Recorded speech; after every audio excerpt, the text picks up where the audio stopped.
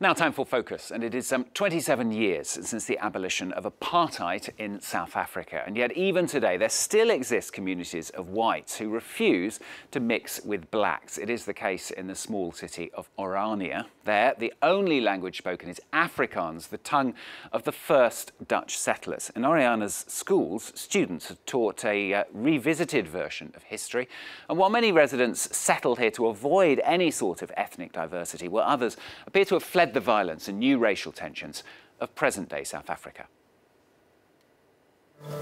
An air of nostalgia looms over this small town of central South Africa. Here, most residents are Christian and everyone speaks Afrikaans.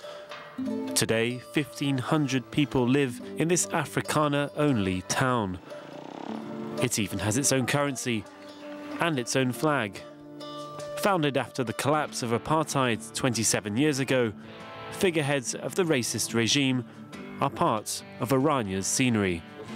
Orania, Afrikaner settlement where we can create our own future, be self-sufficient. And now in the New South Africa, we have a black majority that's also not always very kind to the Afrikaners, especially. So the idea was to have a place where we stay out of this. An enclave for Afrikaners, the descendants of Dutch settlers. Farmer Anton Enslin moved to Orania 5 years ago and says he was evicted from his previous home.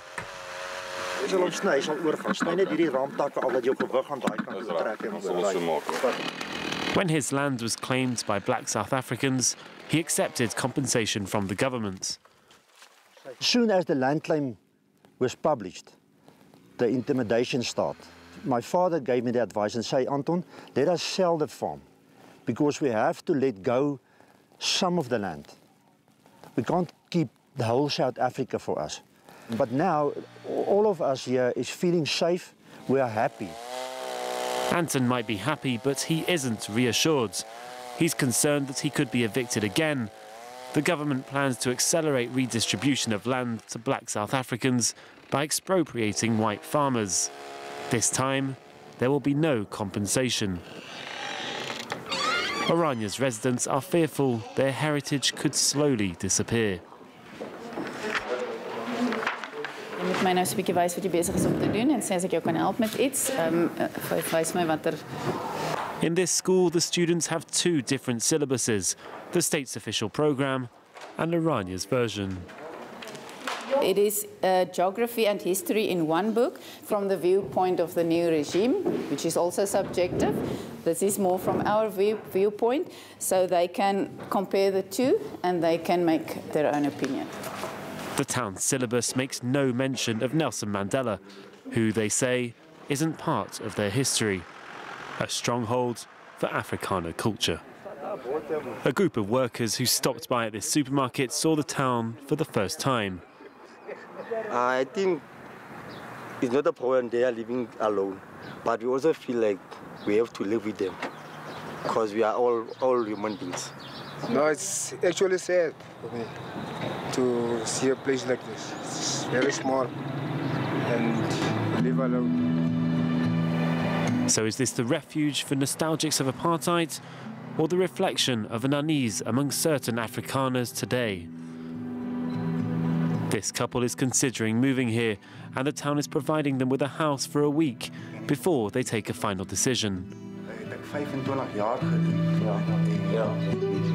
Dis al 28 jaar wat ek daar gebly het en maar dinge raak maar net moeiliker vir ons in die sin van om werk te kry en The local council has offered to assist Leonardo with setting up his electrical company.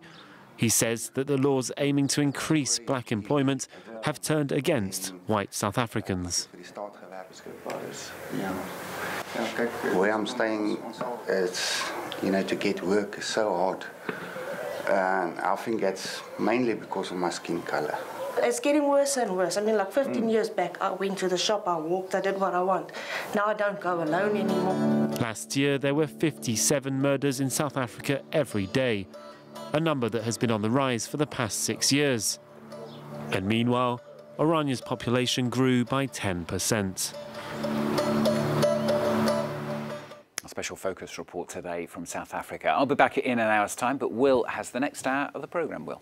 Yeah, Stuart, we're going to have more news after the break. Plus what you and Doug were speaking about, that Francophonie Summit in Armenia. In attendance, some 84 countries representing over 250 million French speakers, including France's President Emmanuel Macron. We'll speak to our reporter at the event to find out just how significant this Francophonie Summit is and if it's about more than just language. That's coming up after the break.